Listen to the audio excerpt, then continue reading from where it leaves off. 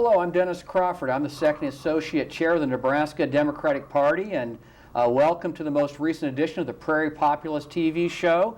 Today we have the distinct honor and distinct pleasure of interviewing State Senator Danielle Conrad, who's ably served Legislative District 46 since 2006, representing North Lincoln and downtown Lincoln. Thanks for coming, Senator. It's great to have you. Well, thank you so much for the generous invitation. And Dennis, congratulations on your new leadership role, and congratulations on putting together this fantastic program. Oh, thank you very much. It's my pleasure. Where did you grow up, Senator? Sure. Well, I'm not a Lincoln native. I've been here for, almost 20 years, but I was born and raised about a half an hour down the road west of Lincoln out in Seward County, Nebraska.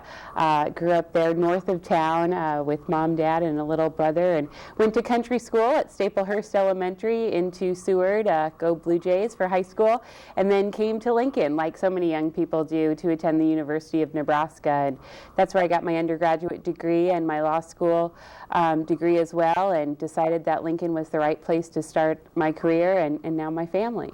What kind of work did you do in Lincoln before you were elected to the state legislature? Sure. Well, I had an opportunity to work on a lot of political campaigns, both in a volunteer and in a paid capacity, and held a lot of those typical jobs that a lot of college students do, like waitressing and nannying and all of those kinds of things. But right out of law school, I worked for a nonprofit, nonpartisan public interest law project called the Nebraska Appleseed Center. And before I served in the Nebraska Legislature, I worked as their primary public policy attorney. So I helped craft legislation and really advocate on behalf of low-income working families issues, which was a wonderful training ground for then later joining the state legislature. We have another distinguished alumnus from the That's Appleseed right. Foundation, the state legislature right now, Kate Bowles from That's LD29. right. We're very proud of Senator Bowles. She's off to an outstanding start in the legislature, and I think that your background in Appleseed and Senator Bowles' background in Appleseed is a perfect training ground for a future state senator. Yeah, absolutely. I had a chance to know Kate in a professional capacity before we started working together in a political capacity, and there's no question that having an opportunity to really focus on legislation, public policy, litigation, and all of those different ways that we can effectuate change really help to craft our orientation as state senators. And I'm so glad that she's not only in the legislature, but she's on the Appropriations Committee, which I've served on for the past 7 years. And it's about time we had another woman on that committee. So I welcome Kate Bowles to the legislature, and she's doing a dynamite job for the good people of South Lincoln. Absolutely, she is. What made you decide to go into public service? Well, I got an early start. Dennis, you may be familiar with the story, but maybe some of your listeners might not be.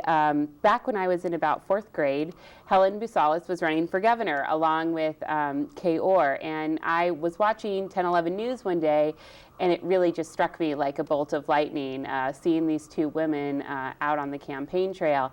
And so I was inspired. I asked my parents to drive me to Lincoln, and I decided I was going to be a Democrat in 4th grade. And we went to Helen Busalis' campaign headquarters, and I got some T-shirts and stickers and yard signs, and then took them back home to Seward County and walked them around the section where I grew up. And many of our neighbors who were Republicans were very kind to me, probably because I was so little and much cuter then. But nonetheless, I volunteered for Helen and followed the race as closely as I could. And then after the election, of course, she was not successful, and I was devastated, as many of her supporters were. But my mom and I were shopping in Lincoln a few months after the election, and Helen was in the same store that we were shopping in. So my mom went up and explained to her that I had volunteered on the campaign, and as she likes to tell it, I was speechless for the first and last time in my life at that moment. But Helen was very kind and generous, and we made arrangements that she came to my country school, and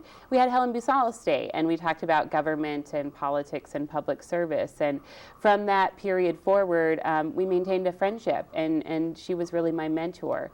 And over the course of 20 plus years, She was somebody that I counted on for career advice, for political advice, and I had the honor of having her stand next to me when I kicked off my campaign for the legislature in 2006. So she's somebody who's very close to me, definitely my inspiration for politics, like many other people across this great state, and somebody that I always have in my heart and in my head. She was a great woman, there's no question about it. So you originally elected to the legislature in 2006 and then re-elected in 2010. That's right. And at the current time you're serving on the Appropriations Committee and what other committees? You know, this is my first time on the Retirement Committee for the Nebraska Legislature, but during the course of my career, this is my 7th year on the Appropriations Committee, and I've been named to a few select committees along the way, both the Redistricting Committee, which is very prestigious as it's only crafted every 10 years to deal with redistricting issues, and then I previously held membership on the Performance Audit Committee as their vice chair and served as chair of the Entrepreneurial and Innovation Task Force for the legislature. But appropriations is really my main home and my main source of duties and obligations, and definitely a sense of pride for me as well. It's certainly a very important committee, and the Appropriations Committee over the years has done a very good job of working together in a bipartisan fashion to put together a realistic budget. Then generally the budget's usually passed by a fairly wide margin after the Appropriations Committee reports out the budget. So obviously you guys are doing a very good job in the Appropriations Committee. Well, thank you very much.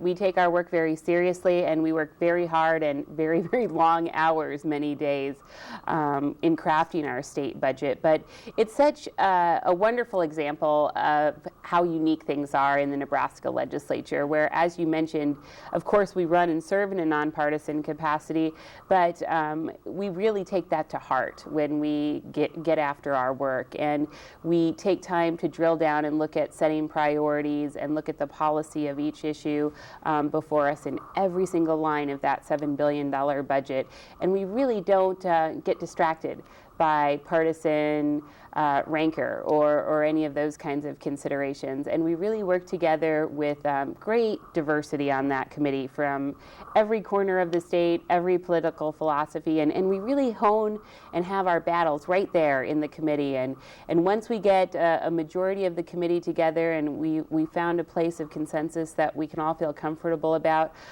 we do then take that to the legislature in a unified form.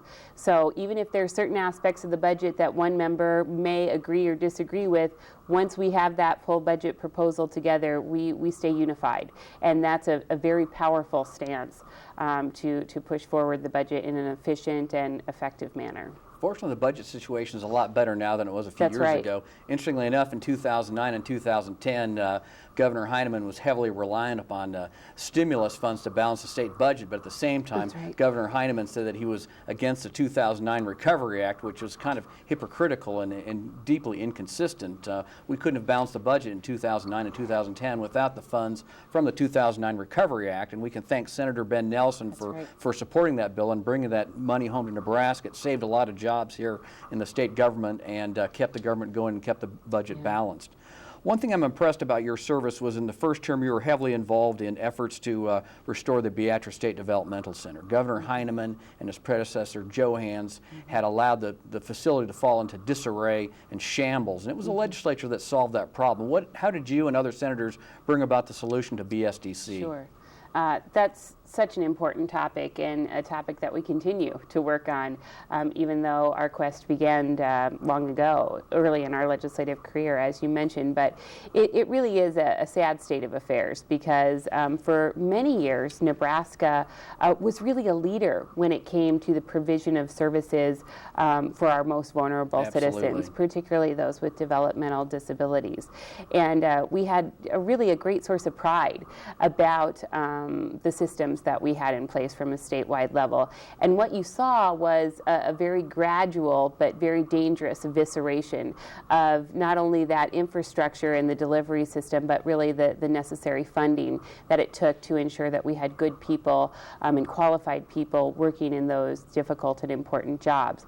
And just continued to see that funding source chip away, and then we had some tragic results from death and the list goes on, which are well documented. And sadly, because of those actions and because of those dangerous situations, we lost federal funding for those programs, which is lost $25 million in federal funding for that, and the state had to make up for that. But fortunately, thanks to your efforts and those of Senator Lathrop, Senator Wallman, and others, the funding was restored, and the facility was restored back to its current, to its previous self, where it was much more functional unit that took good care of our people. That's right, and the legislature really stepped up to the plate on this one. In an absence of leadership from the executive branch, we formed a special investigative committee to figure out exactly what the problems were and to craft a solution-oriented approach to righting the ship and doing the right thing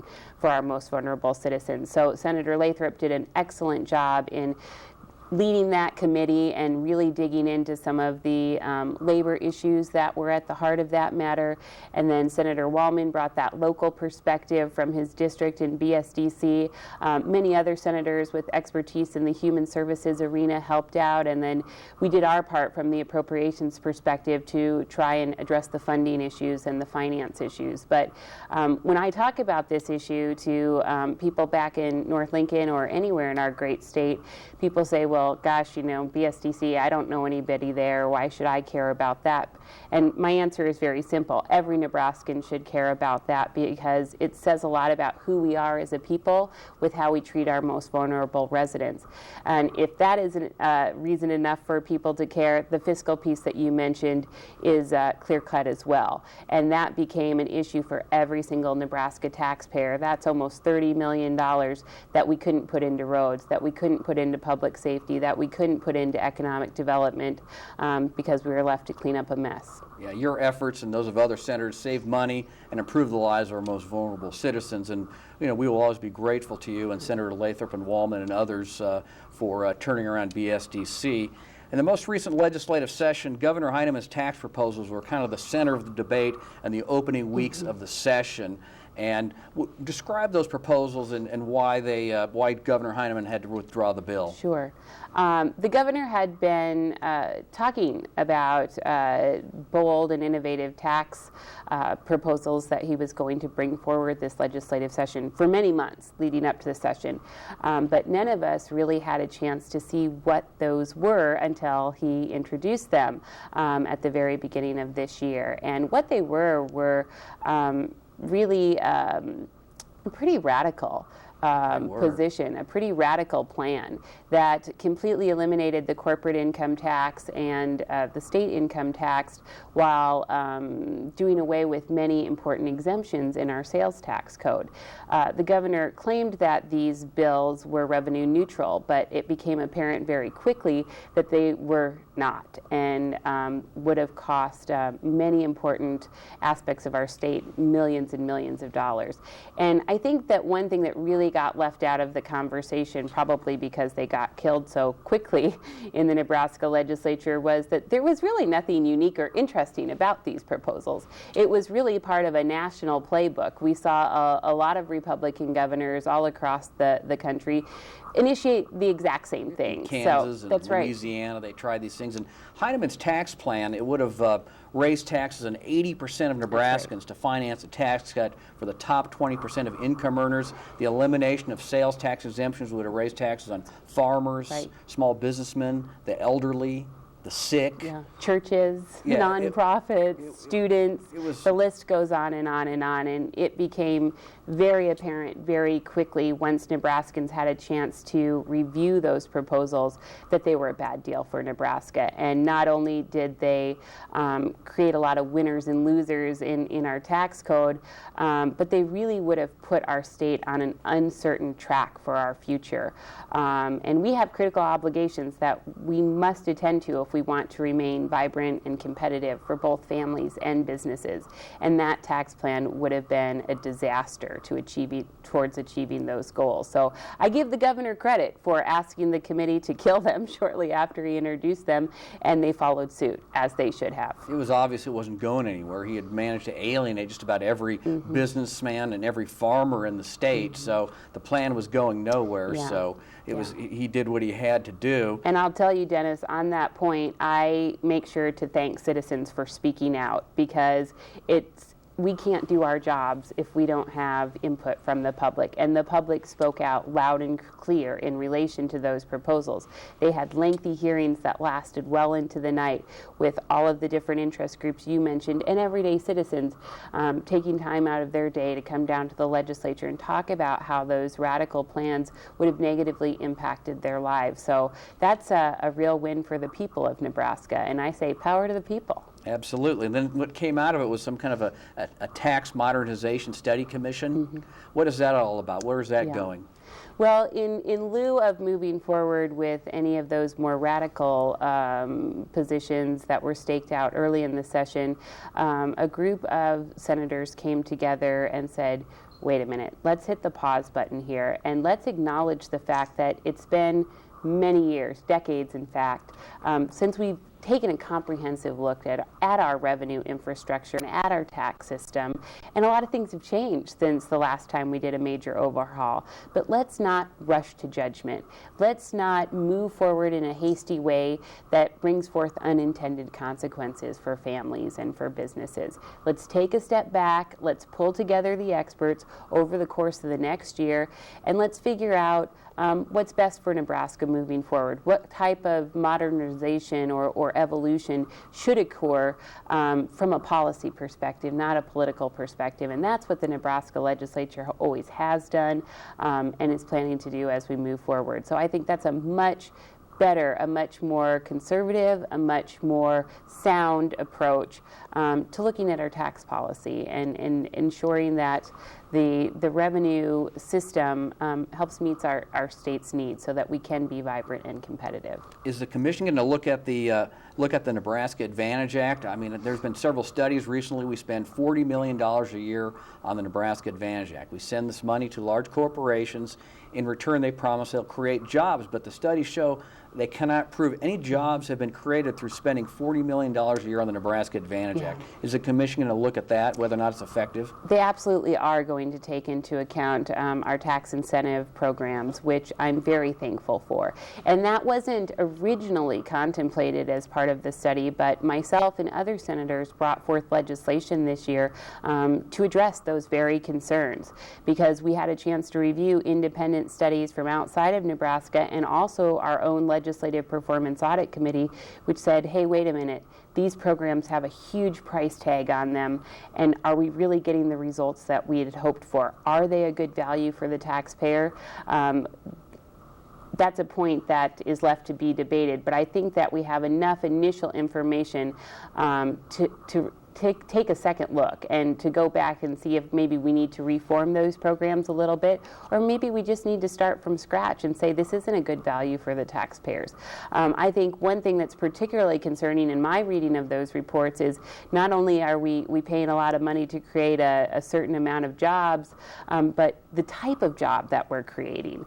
Some of them aren't even meeting the state average wage, which means that the state taxpayer is then kind of twice subsidizing large corporations, because then of course if people are working and still qualifying for public assistance, that's a real drain on our state budget. So we need to make sure that we're making investments in high quality jobs that really support Nebraskans. It strikes me there's been very little scrutiny of the Nebraska Advantage Act over the years. I mean, we get these Republicans who posture as fiscal conservatives complaining about Medicaid and programs that help the poor and the middle class, but they do not complain at all about the Nebraska Advantage Act, where we're spending $40 million a year, and we can't prove that any results are coming out of the spending of this money. Yeah. Will the Tax Modernization Commission take a look at the road earmark bill that was sponsored and passed through former State Senator Deb Fisher in previous sessions? It will, and you and your listeners may know that I actually put in a bill this very year to repeal that legislation. And people say, gosh, why are you against roads, and why are you against roads and infrastructure financing? And I'm not. I've always been a champion for improved investments in roads and infrastructure financing. But what I'm not a fan of, and what I'm not a champion of, is this approach that the Nebraska Legislature has recently undertaken through the leadership of Deb Fisher. And what she did was she created one of the largest earmarks in state history, where she went out and grabbed a certain earmark of sales tax and diverted that to roads on top of what we normally use to fund roads, which is user fees and the gas tax and some other critical areas. And that's fine and well in terms of trying to build some more roads, but what it also means is more and more pressure on education and healthcare and public safety and natural resources and all of those critical state obligations that we fund out of the general fund and our general tax revenues. Now we have almost $70 million right out of the gate less each year to go to those important obligations.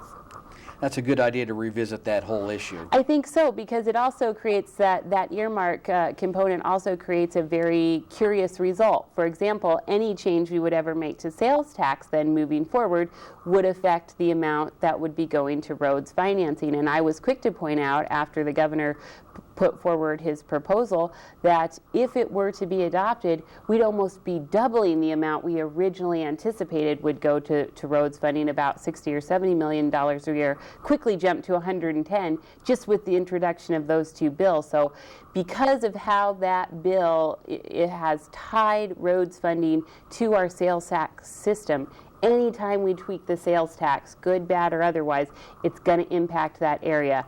I'm hopeful that as part of this interim study, as part of this comprehensive commission, we can find a more responsible and stable way to support roads and infrastructure finance. I mean, because there is need. There is a need there, absolutely. and there are good jobs that come with that kind of funding, but it can't be at the expense of kids, and it can't be at the expense of our most vulnerable Right, we have Nebraskans. to strike the correct balance. That's right. Shifting gears, you sponsored a bill in this session to eliminate discrimination against gays in employment. Tell us a little bit about that bill and, Sure. and what your plans are for that. Sure.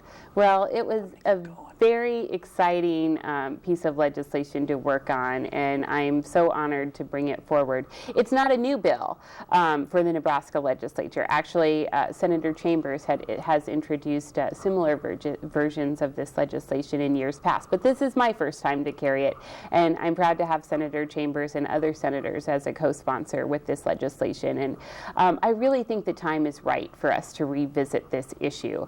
As you well know, there's been a lot of conversations locally and nationally about these critical civil rights issues.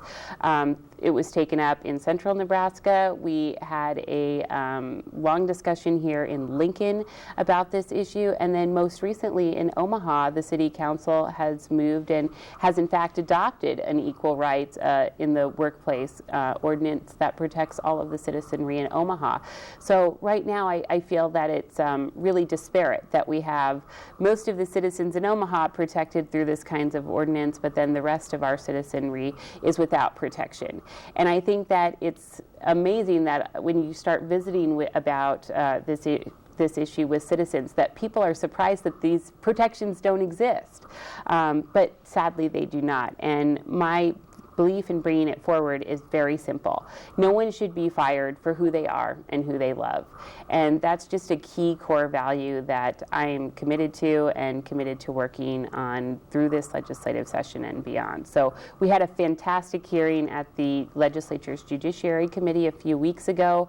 And I'm hopeful if we don't see movement this year that it very well could be a priority bill for myself or somebody else next year. Right. It usually takes a long time to affect change, but at some point you have to make the first move, you know, establish the beachhead. There's a first step in every long journey. I mean, these fairness ordinances have been passed in Omaha and cities all over the country. They seem to be working very well. The opponents of these kind of laws always predict this parade of horrible things that will occur if these kind of laws pass. Has any of that happened in the real world? You know, it really hasn't, and you're exactly right. There's something like 180 cities that have these laws on the books, and many states join the ranks each year in adopting this kind of legislation. And I think that you can see from experience very clearly that what this legislation does is it really just provides a basic level of protection and fairness in terms of workplace issues and discrimination. And it keeps the focus where it should be. It says when we're talking about a job, when we're talking about employment,